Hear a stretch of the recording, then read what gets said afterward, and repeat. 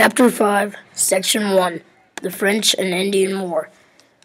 By the mid-1700s, the major powers of Europe were locked in a worldwide struggle for empire. At first, most English settlers were content to remain along the Atlantic coast. There are times between 1689 and 1748, France and Great Britain fought for power in Europe and North America. Washington was only 22 years old in 1754. The British enjoyed even greater success in 1759. Quebec was vital to defense of New France.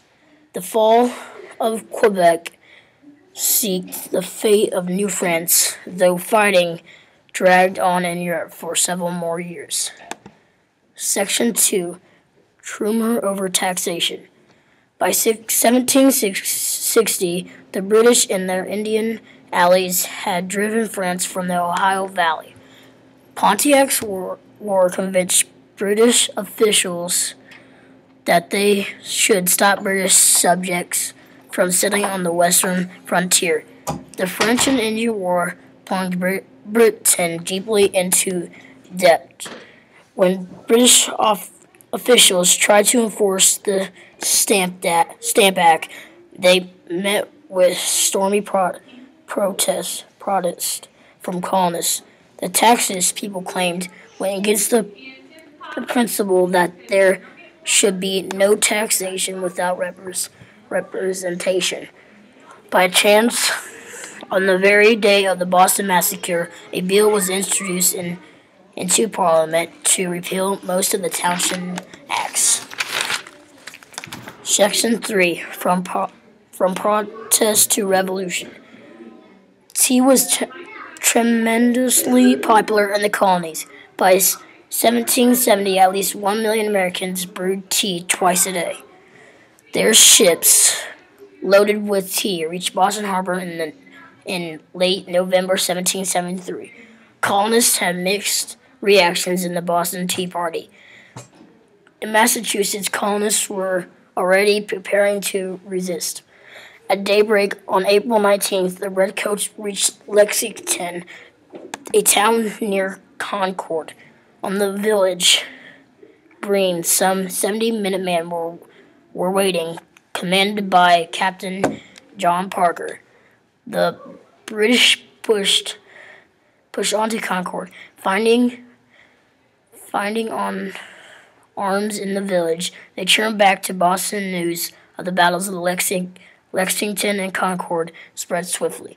To many colonists, the fighting ended all hope of a peaceful settlement. The British are coming! The British are coming! Now the ride of Paul Revere set the nation on its ear, and the shot at Lexington heard round the world. When the British fired in the early dawn, the War of Independence had begun. The die was cast, the rebel flag unfurled, and on to Concord marched the foe to seize the arsenal there, you know, waking folks, searching all around, till our militia stopped them in their tracks. At the old North Bridge we turned them back and chased those redcoats back to Boston town. And the shot heard round the world was the start of the revolution. The Minutemen were ready on the move. Take your powder, take your gun, report to General Washington. Hurry in, there's not an hour to lose. Now at famous Bunker Hill, even though we lost, it was quite a thrill. The rebel Colonel Prescott proved he was wise. Outnumbered and low on ammunition as the British stormed his position, he said, hold your fire till you see the whites of their eyes. Though the next few years were rough, General Washington's men proved they were tough. Those hungry, ragged boys would not be beat. One night they crossed the Delaware, surprised the Hessians in their lair, and at Valley Forge they just bundled up their feet. Now the shot heard round the world was the start of the revolution. The Minutemen were ready on the move. Take your blanket, take your sun, report to General Washington. We got our rights and now it's time to prove. Well, they showed such determination that they won the admiration of countries across the sea like France and Spain, who loaned the colony ships and guns and put the British on the run and the Continental Army on its feet again.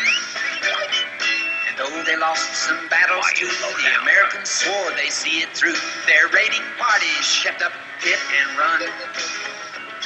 At Yorktown, the British could not retreat, bottled up by Washington and the French fleet. Cornwallis surrendered, and finally we had won. When our shot heard round